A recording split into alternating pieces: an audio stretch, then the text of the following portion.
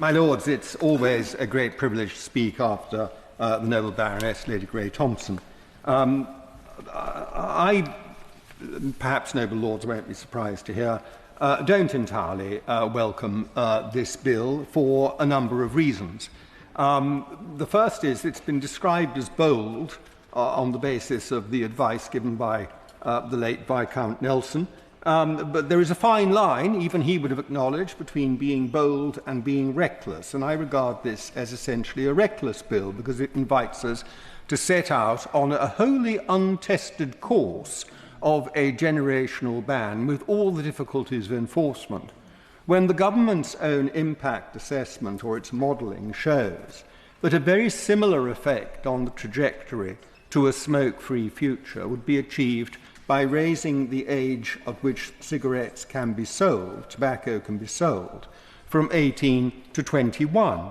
And that would be an incremental approach and one that would be much more easily understood by the public and much more easily enforceable by shopkeepers. But no, we choose the reckless course because there's something exciting and brilliant and brand new about it, but we don't ask whether it's going to work.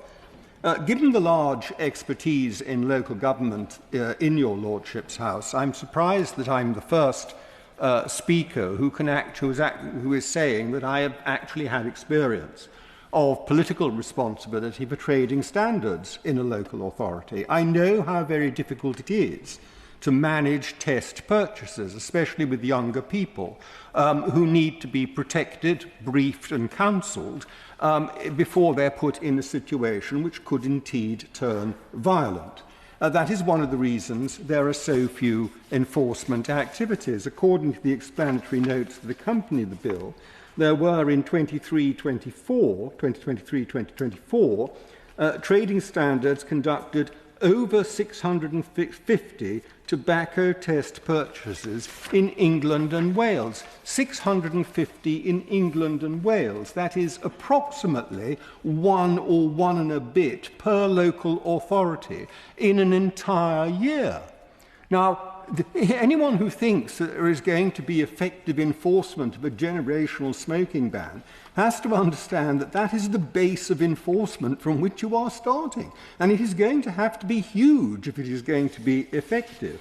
Now, part of the explanation for that low number is that it's clear that trading standards have switched their focus to vaping. And I'll come to vapes in a moment, because there were 3,400 test purchases of vapes, but even 3,400 divided by the number of local trading standards departments is a very small number indeed.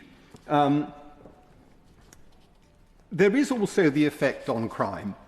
I was really struck by the wonderfully optimistic figures quoted by the noble Lord Stevens of Birmingham, on the basis of Treasury figures. What world does the Treasury live in?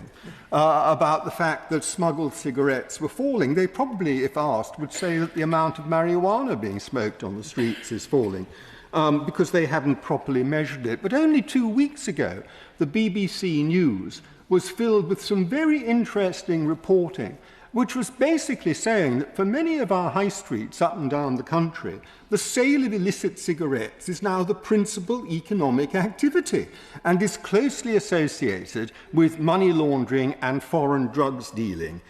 So who can not imagine that this is going to expand? I want to come also to vapes, and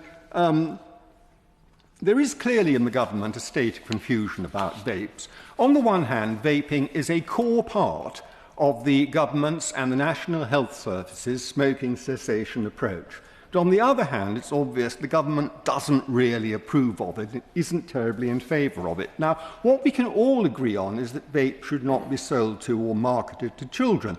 And one of the best ways of doing that would be to stop the large number of illicit vapes being imported into this country, which are deliberately designed to be marketed to children. I suspect that the one waved round by the noble Lord Stevens from his description of it, rather naughtily waved round earlier in the day, may have been in that category. But I will just say finally that the question of flavours is a mistake on the part of the government. It is not flavours that are marketed to children, it is the descriptors. It is the fact that something is called bubblegum, say, that makes it attractive to children, not that it tastes like bubblegum. What does bubblegum taste like anyway? So it isn't flavours that the government should be aiming at, but descriptors. And I think that is something we should be seeing an amendment on in the course of committee.